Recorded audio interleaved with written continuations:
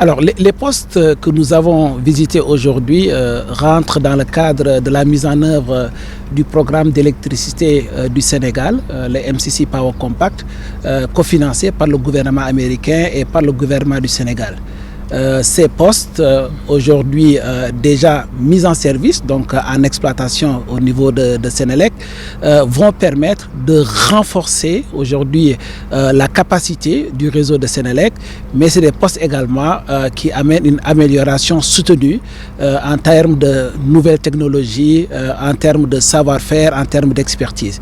Et donc c'est des postes qui vont apporter énormément au Sénégal en termes de développement économique. Alors en termes d'impact, d'abord, il faut se dire qu'à un moment donné, le développement économique du Sénégal a exigé que la quantité et la qualité de l'électricité qui est apportée aux industriels et aux ménages soit, disons, apportée à un certain niveau.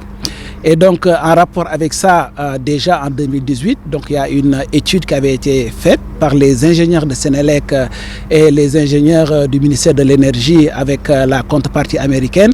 Et cette étude a déterminé qu'il était important pour que le Sénégal reste dans la croissance économique soutenue qu'elle avait déjà, qu'on apporte un renforcement au niveau du réseau de transport principalement. Alors, lorsqu'on parle de renforcement, c'est d'abord un renforcement par rapport, disons, aux câbles. Donc, aujourd'hui, nous sommes en train de réaliser des câbles sous-marins de 225 000 volts. Nous sommes en train de réaliser des câbles souterrains de 225 000 volts. Ces travaux sont toujours en cours. Mais pour la journée d'aujourd'hui, c'était vraiment de visiter des postes dans le cadre du compact qui ont été déjà finalisés à 100% et qui sont maintenant opérationnels du point de vue de Sénélec.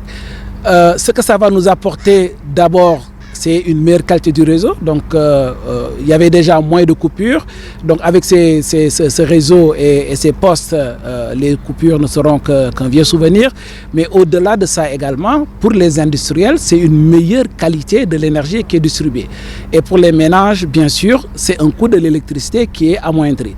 Il faut dire qu'aujourd'hui, le gouvernement du Sénégal a une stratégie, qui est la stratégie Gas to Power, qui devrait permettre à terme de baisser substantiellement le coût de l'électricité en augmentant la production, mais il ne s'agit pas juste d'augmenter la production. Il faut augmenter la production, mais également s'assurer qu'on a le réseau, les postes qu'il faut pour transporter l'énergie, distribuer l'énergie jusqu'au niveau des ménages. Et donc l'impact du compact, aujourd'hui un investissement de 330 milliards de francs CFA, devrait permettre au gouvernement du Sénégal d'arriver à cet objectif qui est très très ambitieux, mais qui est aujourd'hui en cours de réalisation.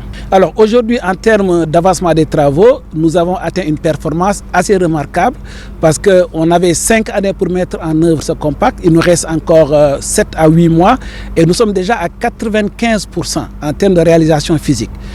Plus particulièrement sur le projet transport, le coût total du projet est de 220 milliards et à date, nous avons engagé et décaissé 180 milliards de francs CFA. Donc vraiment, en termes de performance, nous allons bien sûr remercier et vraiment considérer Sénélec, le ministère de l'Énergie, les entrepreneurs, toutes les parties prenantes du projet, parce que le projet a connu beaucoup de soubresauts, mais aujourd'hui quand même, on est très en avance dans la réalisation.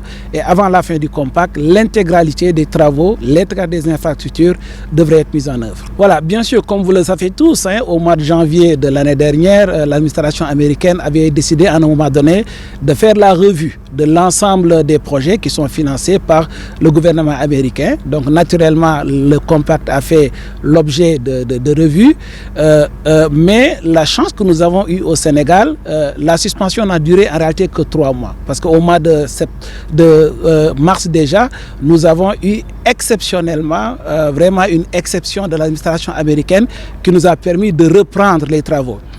Bien sûr, je pense que dans les 2 mois qui suivent, suite à l'invitation du président du gouvernement américain, M. Donald Trump, une discussion a eu lieu avec le président Diomaye et à la suite de cette discussion, le gouvernement américain a mis à notre disposition l'intégralité des financements du compact. Alors, et depuis lors, aujourd'hui, nous sommes en phase de réalisation et c'est ça qui permet aujourd'hui d'avoir les résultats que nous avons. Alors, le projet est en cours de réalisation. En termes de perspective, on va dire que déjà la partie transport ça, dans les 7 à 8 mois, on va terminer. Maintenant, il y a 2 autres projets qui sont extrêmement importants également. Le projet d'accès à l'électricité dans les zones rurales et dans les zones périurbaines. Nous avons déjà commencé, déjà le mois passé, les mises en service au niveau des villages. Et également, nous avons commencé également les travaux on va dire, de mise en qualité, d'augmentation de la qualité du réseau au niveau national. Et normalement, l'ensemble des villages devrait être électrifié au plus tard le mois d'août de cette année-ci. Bien entendu, la troisième activité qui est très importante également, qui correspond aux réformes institutionnelles dans le secteur de l'énergie. Donc à date, plusieurs réalisations ont été faites. Le code de l'électricité, la loi sur le régulateur, le plan intégré à moindre coût. Nous avons également travaillé sur plusieurs décrets aujourd'hui qui nous permettent de mettre le cadre légal et réglementaire qu'il faut pour un développement harmonisé du secteur de l'énergie. Alors, il faut dire déjà que ce projet a été réalisé par des Sénégalais, en tout cas en grande partie par des Sénégalais. Bien sûr, on a travaillé avec l'expertise internationale, notamment avec des entreprises internationales. Nous avons travaillé également avec nos contreparties, nos homologues américains sur le sujet. Mais je peux vous dire qu'à 90%, c'est des Sénégalais, de jeunes Sénégalais, des ingénieurs aguerris, pour la plus grande partie des ingénieurs de Sénélec qui ont réalisé ce projet. Pour s'assurer vraiment de la pérennité de l'investissement, on s'est assuré dès la formulation, dès la préparation de ces projets, que tous les experts sénégalais, notamment les ingénieurs de Sénélec, soient dans la boucle. Au moment également des études, de la conception, Sénélec a été au centre.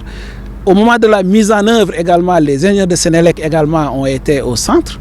Et bien entendu, durant tout ce processus, il y a eu des formations qui ont été faites sur la technologie qui est utilisée, notamment sur le câble sous-marin. Il faut dire que c'est le premier câble sous-marin de cette ampleur qu'on a en Afrique de l'Ouest. Et également, il y a énormément de formations qui sont organisées par rapport à l'utilisation de ces technologies, que ce soit en Corée, que ce soit aujourd'hui en Belgique, que ce soit en Chine, un peu partout. Alors, effectivement, le projet transport aujourd'hui, pour utiliser disons, une analogie très très simple, nous sommes en train de construire l'autoroute de l'électricité.